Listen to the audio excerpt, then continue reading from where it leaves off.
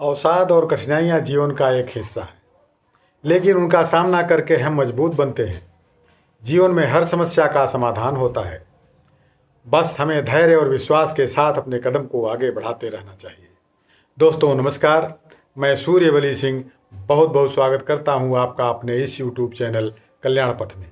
आपको अगर वीडियो पसंद आए तो लाइक अवश्य करें, क्योंकि लाइक करने से आपका कुछ नहीं जाता, लेकिन इससे मेरी एनर्जी बढ़ जाती है।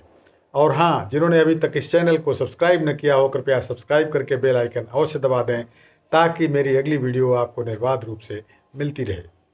दोस्तों, कभी कभी हम में से किसी के साथ ऐसा होता है कि किसी कार्य का मनमाफिक परिणाम नहीं मिलने पर हम अवसाद में चले जाते हैं और चिंता में निमग्न होकर अपनी दिनचर्या का ठीक ढंग से पालन न करके अपना जीवन कठिन बना लेते हैं। इस निराशाजनक स्थिति से हम बाहर कैसे निकलें, आइए इस बात को एक कहानी के माध्यम से समझते हैं।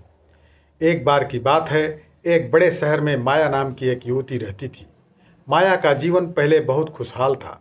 वह अपने काम में सफल थी, उसके बहुत दोस्त थे और परिवार का साथ था। लेकिन अचानक उसकी ज़िंदगी में समस्याएं आने लगी। काम में उसे बार बार असफलता मिल रही थी, उसके दोस्त धीरे धीरे दूर हो गए और वह अकेली पड़ गई। इन सब घटनाओं ने माया को गहरे अवसाद में, गहरे निराशा में डाल दिया। माया ने अपने भीतर एक खालीपन महसूस किया और उसे ऐसा लगने लगा कि जीवन में अब कुछ भी अच्छा नहीं हो सकता। वह हर दिन दुखी और निराश रहने लगी। उसने खुद को दुनिया से अलग कर लिया और किसी से भी बात करना बंद कर दिया। एक दिन माया अपने घर के पास पार्क में टहल रही थी। वहाँ उसे एक बुजुर्ग महिला बैठी मिली, जो पेड़ों की ओर शांत मन से देख रही थी। माया ने सोचा कि यह महिला बहुत शांत और प्रसन्न दिख रही है, जबकि उसके चेहरे पर झुर्रियां और अनुभव की गहरी लकीरें थीं।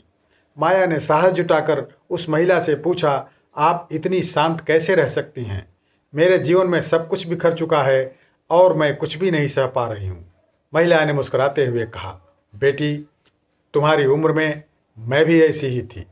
मैंने बहुत कुछ खोया, लेकिन फिर मैंने एक बात समझा, जीवन की समस्याएं हमारे जीवन का अंत नहीं होती, वे केवल एक अध्याय होती हैं।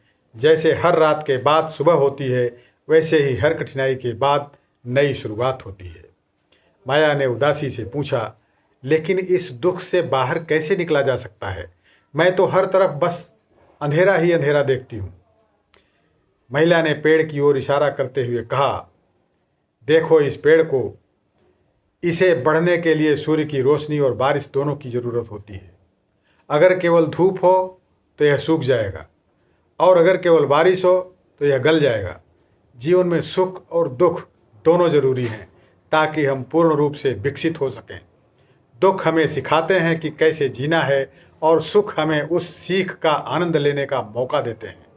तुम इस समय दुख में हो, लेकिन यह समय भी गुजर जाएगा। बस खुद पर विश्वास रखो और छोटे छोटे कदम उठाकर आगे बढ़ो। माया ने महिला की बातों को ध्यान से सुना और महसूस किया कि अवसाद में घिरे रहना जीवन का हल नहीं है। उसने निश्चय किया कि वह छोटे छोटे कदमों से अपनी ज़िंदगी में सुधार लाएगी। हर दिन थोड़ा और बेहतर महसूस करने की कोशिश करेगी। धीरे धीरे उसने अपने पुराने दोस्तों से संपर्क किया, अपने शौक को फिर से अपनाया और खुद को फिर से जीने का मौका दिया। समय के साथ माया ने अपने अवसाद पर काबू पा लिया और जीवन में एक नई ऊर्जा के साथ आगे बढ़ी। उसने सीखा कि दुख केवल अस्थायी होता है और जीवन में हमेशा बदलाव की संभावना होती है। तो दोस्तों, कहानी का संदेश यही है कि अवसाद और कठिनाइयाँ जीवन का एक हिस्सा हैं, लेकिन उनका सामना करके हम मजबूत बनते हैं। जीवन में हर समस्या का समाधान होता है, बस हमें धैर्य और विश्वास के साथ अपने कदम आगे बढ़ाते रहना चाहिए। ध्यान से सुनने के लिए दोस्तों बहुत बहुत धन्यवाद।